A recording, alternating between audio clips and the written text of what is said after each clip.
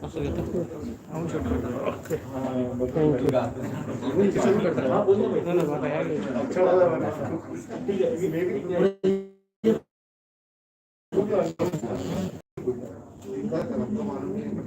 करूया.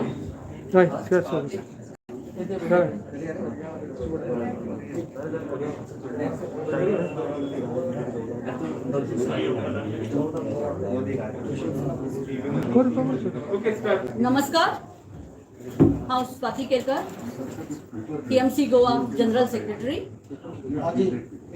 आज आमच्या मिस्टर यशवंत सिन्हा जे आमचे national vice president TMC party, former Union Cabinet Minister for Finance and former Union Cabinet Minister for External Affairs.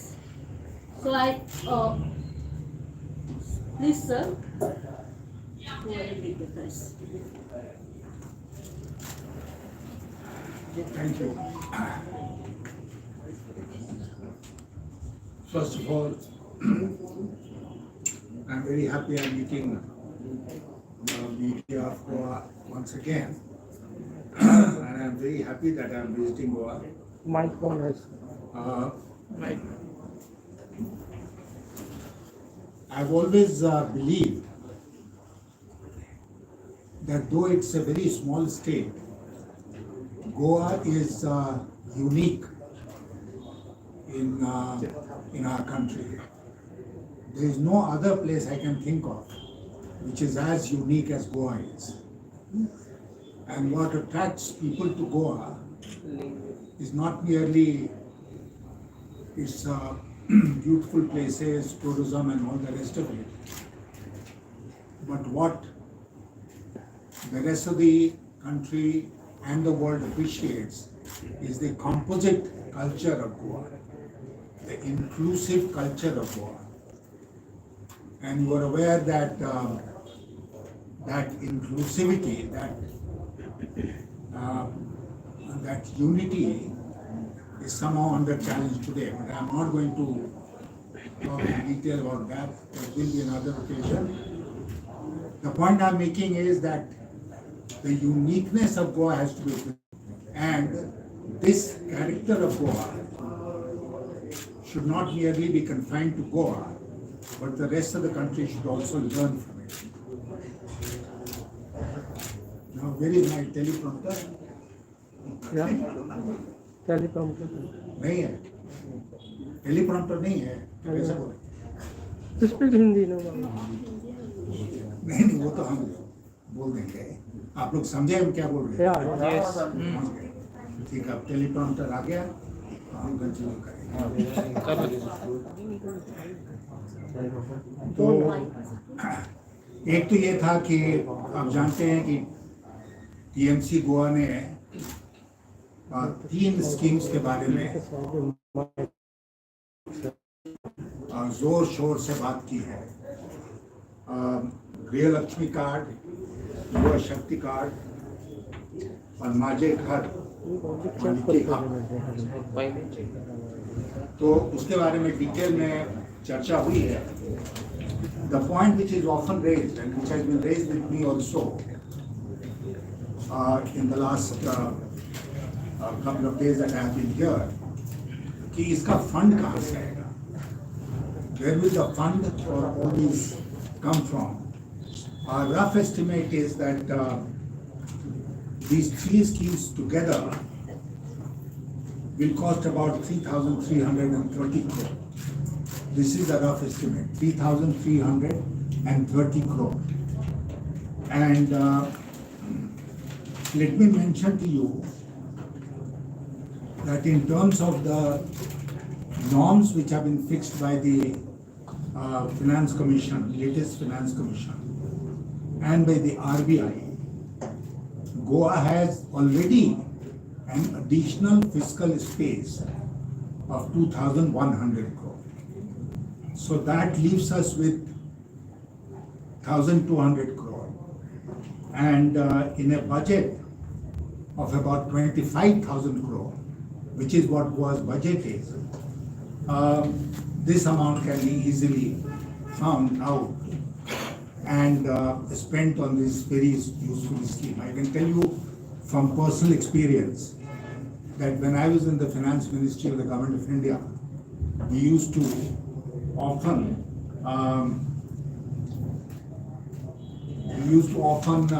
issue directives to the other ministries saying, reduce your expenditure by 2%, by 3%, the budgeted expenditure. Even this year, the finance minister of the government of India has said they have revised the estimates, and she is telling the line ministry, please don't overspend.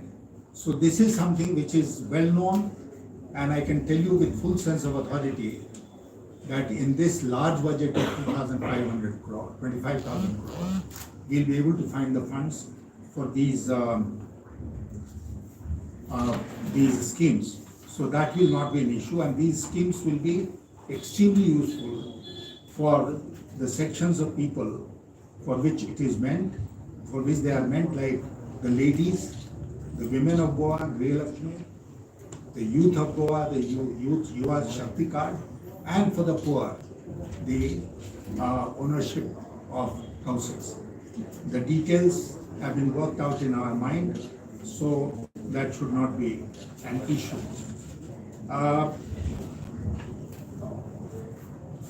Now, the other thing is that there are various aspects of the economy which are very important for Goa. But I would like to particularly emphasize sustainable agriculture. Just as sustainable mining is important, similarly sustainable agriculture is also very important for Goa. And we will ensure that the farmers here get all the assistance they need to go for scientific and sustainable farming. We'll also ensure that Goa does not import food grains for consumption.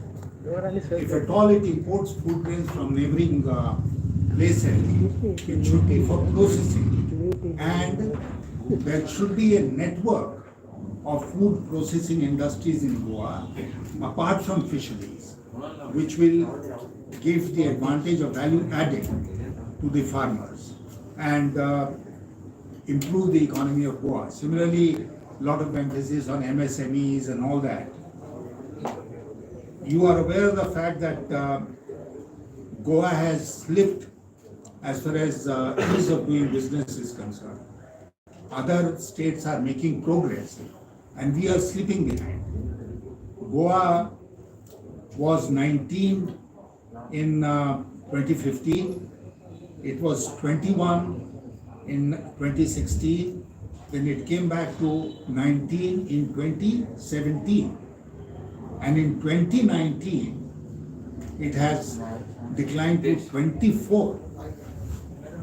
It is one of the last states in ease of doing business, and obviously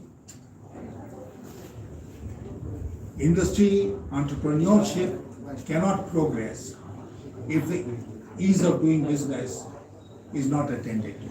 So this is something on which we lay a special emphasis. So these are the few points which I wanted to make from my side. If there are any questions from your side, I'll be glad to answer.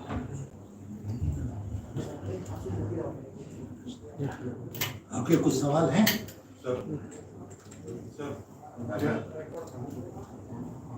आप पूछिए. I'm Vikas, I report for Herald newspaper. Yes. My question to you, sir, is that you have been a finance minister of the country. You have presented 7 budgets in the Lok Sabha. Now, when we see Goa, as you rightly said, it's a small state, but the value chain, value creation is missing in Goa.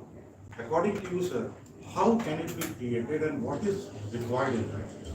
I'm talking about fruits, vegetables, meat, everything. Well, I did not use, thank you, Kanji.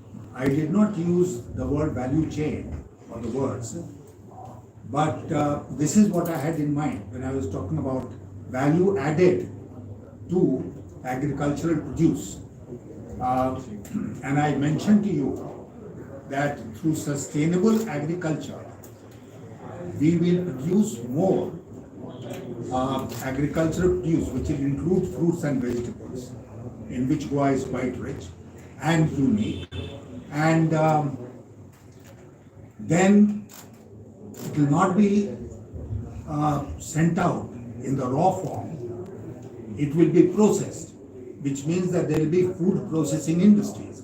And I also refer to the fact that Goa could become the magnet of food processing industry, not only of the produce which is made, produced here, but also of the adjoining areas. So instead of being net importer of food grains, vegetables, fruits for local consumption, we'll be net importers for processing. And we'll become a magnet where people from the areas nearby and even from some distant places will be able to send their produce to Goa, and we'll process it, add value to it, and then sell it in the domestic and the export market. So these schemes which were floated for the in Goa, do you think it will be successful if we have a financial deficit in Goa? If we have financial? Yeah, the difficulties in Goa. नहीं, financial तो मैंने बता दिया कि उसमें कोई दिक्कत नहीं आएगी, और ये इतनी अच्छी वेलफेयर स्कीम्स हैं, कौन नहीं चाहेगा कि हमारा छोटा सा अपना घर हो। तो इसलिए घर अगर किसी को मिल जाता है तो बहुत बड़ी बात होगी। फिर उसके बाद युवाओं को इसमें जो पैसे उनको 20 लाख दिए जाएंगे, वो इसलिए दिए जाएंगे कि वो अपना कोई रोजगार धंधा शुरू करें। और महिलाओं के लिए ये बहुत बड़ा वेलफेयर स्कीम होगा जो गृह लक्ष्मी वाला है। तो इसलिए वेलफेयर कंबाइंड विद प्रोडक्टिविटी। और मैं एक बात और आपको बताऊं कि मेरा अपना अनुभव है, दुनिया भर के देशों में अनुभव है कि ह्यूमन रिसोर्स डेवलपमेंट जब हम करते हैं तो ऐसा लगता है कि पैसा वेस्ट हो रहा है, क्योंकि तत्काल उसका कोई रिजल्ट सामने नहीं आता है कॉन्क्रीट टर्म्स में। आप एक फैक्ट्री लगाते हैं तो उसका प्रोडक्शन सामने आता है। ह्यूमन रिसोर्स में जब आप इन्वेस्ट करते हैं तो उसका तत्काल कोई आपके सामने परिणाम नहीं आता है। लेकिन बिना ह्यूमन रिसोर्स डेवलपमेंट के कोई समाज तरक्की नहीं कर सकता है, कोई अर्थव्यवस्था भी तरक्की नहीं कर सकती है। इसलिए ह्यूमन रिसोर्स डेवलपमेंट के ऊपर बहुत ज़्यादा जोर हम होगा रहेगा।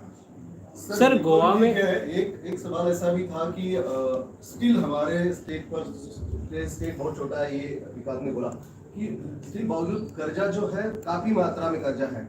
हम लोग सरकारी गवर्नमेंट के पैसे देने के लिए, पेंशन पैसे देने के लिए और सरकारी योजनाओं के पैसे देने के लिए हर महीने कर्जा लेते हैं। तो इसी टाइप की स्थिति है स्टेट की अर्थव्यवस्था की। तो आप क्या कहेंगे कि, और आपके पार्टी ने भी बहुत सारे अलग अलग ऐसे दिखाए हैं, तो ये ज्यादा फिर कर्जा बढ़ता जाएगा या व्हाट इज इट? नहीं, मैंने जो आपसे बात कही इन 3 योजनाओं के बारे में, तो मैं एक बार फिर इसको स्पष्ट करना चाहूँगा कि एग्जिस्टिंग बजट से इसके लिए हम पैसा निकालेंगे, कोई एडिशनल टैक्स इसके लिए नहीं लगाएंगे, कोई एडिशनल लोन इसके लिए नहीं लगाएंगे। इसलिए जो ऋण का बोझ है वो सरकार के ऊपर नहीं बढ़ाएंगे, और कोशिश हमारी यही हो गई कि वो जो बोझ है ऋण का वो कम हो। क्योंकि मैं व्यक्तिगत अनुभव से आपको बता सकता हूँ कि एक जनरेशन ऋण ले लेता है, लोन ले लेता है, लेकिन उसको चुकाने का काम जो है वो आने वाली जनरेशन्स को करना पड़ता है। और ये इंटर जनरेशनल इक्विटी एक बहुत बड़ा सवाल है, और प्रेजेंट जनरेशन को कोई अधिकार नहीं बनता है कि वो इस तरह का भार छोड़ के जाए अगले जनरेशन्स के लिए। इसलिए मुझे एक बार विपक्ष के लोगों ने लोकसभा में कहा कि मैं फिस्कल टेररिस्ट, क्योंकि मैं इतना जोर देता था फिस्कल रेक्टिट्यूड के ऊपर, फिस्कल कंट्रोल के ऊपर, कि उन्हें यहाँ तक कह दिया कि मैं फिस्कल टेररिस्ट हूँ। लेकिन मैं आज भी उसी पर कायम हूँ, जिसका मतलब ये हुआ कि लोन की सीमा, लोन जो आप लेते हैं उसको सीमित रखिए, ताकि आने वाली पीढ़ियों के लिए आप बोझा छोड़कर नहीं जाए। सर जैसे देखा कि अभी टीएमसी जो नए नए स्कीम ला रही है, पर ऑलरेडी गोवा में ऐसी स्कीम है, और जो स्कीम एडिशनल पैसा दे रही है 5,000 का, उसमें बजट के ऊपर 8 to 10% का ये बढ़ने वाला है। कैसे देख रहे हो इसके ऊपर? नहीं, मैंने आपसे कहा ना, मैंने आपसे कहा अगर स्कीम्स है तो उसको मर्ज करके और बढ़िया स्कीम चलाएंगे। दूसरी बात कि उसके लिए जो एलोकेशन है बजट में उसको यूज करेंगे, और एडिशनल एलोकेशन जो उसमें हमने बताया आपको फिगर्स दिया, एडिशनल एलोकेशन जिसकी जरूरत पड़ेगी उसको हम लोग एग्जिस्टिंग बजट से ही निकालेंगे। उसमें कोई एडिशनल बजट में लोन लगाने की या टैक्स लगाने की कोई जरूरत नहीं है, ऐसा हम महसूस करते हैं। सर गोवा में बीजेपी कह रही है कि डबल इंजन सरकार है केंद्र और स्टेट में, तो इसमें आने वाले समय में आप कैसे देख रहे हो? डबल इंजन सरकार से ये प्रोग्रेस हो रहा है क्या? डबल इंजन में कभी कभी होता है कि एक इंजन इधर जा रहा है, पीछे का इंजन उधर जा रहा है। डबल इंजन में they can pull in different directions also. Double engine सरकार की बात हम लोग कर रहे हैं। मैं आपसे एक गंभीर बात कहना चाहता हूँ, बहुत गंभीर बात, कि डबल इंजन की सरकार की वकालत अगर केंद्र सरकार करती है या भारतीय जनता पार्टी करती है, तो इसका मतलब कि वो देश में डिक्टेटरशिप चलाना चाहती है। इसका मतलब ये होगा कि कोई दूसरी पार्टी की सरकार कहीं नहीं रहेगी। आज वो डबल इंजन कर रहे हैं स्टेट गवर्नमेंट के बारे में, कल वो डबल इंजन ट्रिपल इंजन कहेंगे पंचायत के बारे में। ये कैसे चलेगा? हमारा मुल्क जो है उसमें इतनी डाइवर्सिटी है कि कभी डबल इंजन चल ही नहीं सकता है, और ऐप इनिशियो ये गलत नारा है डबल इंजन। सिन्हा साहब, एक दूसरा सवाल है कि गोवा काफी समय से 2011 से माइनिंग बंद है, तो माइनिंग एक ऐसा एकमात्र रेवेन्यू का जनरेशन का बड़ा ये था, तो ये बंद होने के बावजूद काफी सारे इतने बड़े भी सवाल नहीं हुए, लेकिन प्रॉब्लम्स है, स्टेट को प्रॉब्लम्स है, तो ये क्या माइनिंग आपके दृष्टि से कितने इम्पोर्टेंट लगते हैं और क्या होगा? साथ साथ टूरिज्म बारे में क्या आपकी थोड़ी राय? आपने बिल्कुल सही कहा, क्योंकि हम सब इस बात से अवगत हैं कि mining was a major contributor to the GDP of Goa, state GDP, और माइनिंग बंद करने से उसका नुकसान हुआ है। लेकिन जब मैं आपसे बात कर रहा था शुरू में, तो मैंने दो शब्दों का इस्तेमाल किया था, सस्टेनेबल माइनिंग। माइनिंग बंद करने की जरूरत इसलिए पड़ी क्योंकि उससे पर्यावरण को नुकसान हो रहा था। जाहिर है कि हम इस तरह की माइनिंग भी कर सकते हैं जिससे कि पर्यावरण को नुकसान नहीं हो। मैं झारखंड के जिस क्षेत्र से आता हूँ वहाँ पर कोल माइन्स है, तो पहले कोल माइन्स के जरिए बहुत प्रदूषण फैलता था।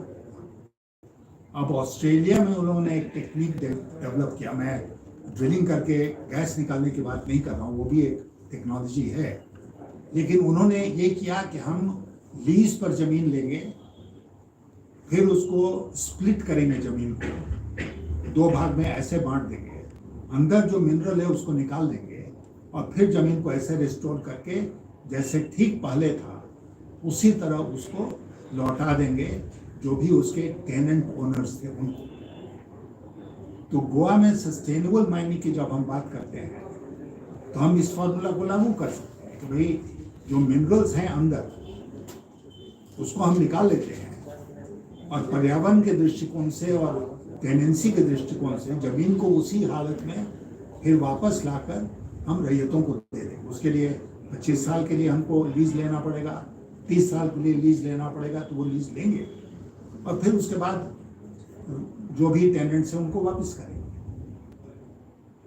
Okay, thank you. ठीक है जी। टूरिज्म के बारे में? हाँ, टूरिज्म के बारे में क्या पूछना था? टूरिज्म के बारे में मैं बताऊं आपको कि टूरिज्म में तो गोवा दुनिया भर में मशहूर है, लेकिन we need a very comprehensive and effective tourism policy. इसलिए one of the first things that we do is to have that policy, a comprehensive tourism policy for Goa, which will take care of everything. Hospitality has suffered a great deal because of COVID, you are aware.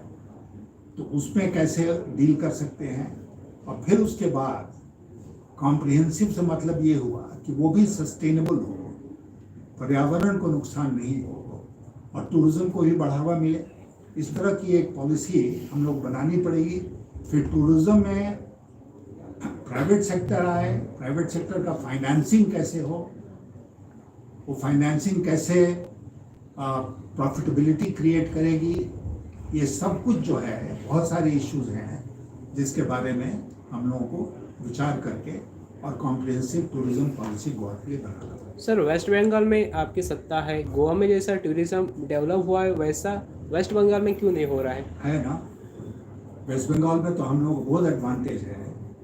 मैं बंगाल का नहीं हूँ, आप जानते हैं। We are asking about the policy. लेकिन मैं आपसे कह रहा हूँ कि वेस्ट बंगाल में, नॉर्दर्न बंगाल में जो हिमालयाज का क्षेत्र है उसमें बहुत पहले से टूरिज्म डेवलप्ड है और उसमें दार्जिलिंग और ये सब जो इलाके हैं तो उसमें ऑलरेडी काफ़ी विकास हुआ है और विकास हो रहा है। फिर जो समुंदर का क्षेत्र है जैसे दीघा है, गंगा सागर है, वहाँ पर भी टूरिज्म की बहुत पोटेंशियल है और वहाँ पर भी टूरिज्म डेवलप हो रहा है। तो बंगाल में एक होलिस्टिक टूरिज्म पॉलिसी है जिसके अंतर्गत ये सब काम हो रहा है। Thank you. हाँ, एक बात मैं और कह दूं, ये आप में से कोई ये ना समझे यशवंत सिन्हा आए, बड़ी बड़ी बातें कह के और चल दिए। मैं पूरी जिम्मेदारी ले लूंगा इसका। अगर यहाँ की जनता का आशीर्वाद टीएमसी को मिलता है तो मैं यशवंत सिन्हा को ये भरोसा दिलाना चाहूँगा कि मैं स्वयं आकर गोवा में बैठूंगा। 3 महीना बैठने की ज़रूरत पड़े, 6 महीना बैठने की ज़रूरत पड़े, और ये सुनिश्चित करूंगा कि यहाँ हमारी सरकार जो है वो इन सब वादों को पूरा करने के लिए तत्काल कदम उठाए, विदाउट लूजिंग टाइम वो उठाए कदम। सर, कसिनो के ऊपर आपका क्या स्टैंड है टीएमसी को? कसिनो के ऊपर हमने पार्टी में उसको डिस्कस नहीं किया है, लेकिन हमारा मानना यह है कि एक इनोसेंट, जिसको कहते हैं निर्दोष स्टेक वाला खेल होता है और एक दोषपूर्ण होता है। तो जो इनोसेंट खेल है वो आदमी अलाउ कर सकता है, जो दोषपूर्ण है, डिफेक्टिव है, फॉल्टी है, उसको रोकना चाहिए। तो ये सबको आपकी पार्टी की मतलब कसिनो को सपोर्ट करती है? कसिनो में आप समझ गए ना, उसका बहुत तरह के कसिनोज हैं, बहुत तरह के कसिनोज होते हैं। उसमें जो बिल्कुल जेन्युइन ढंग से, बिना चीटिंग के, बिना मैल प्रैक्टिसेस के कोई ईमानदारी से करना चाहता है तो उसके ऊपर विचार किया जा सकता है। Thank you sir. Thank you.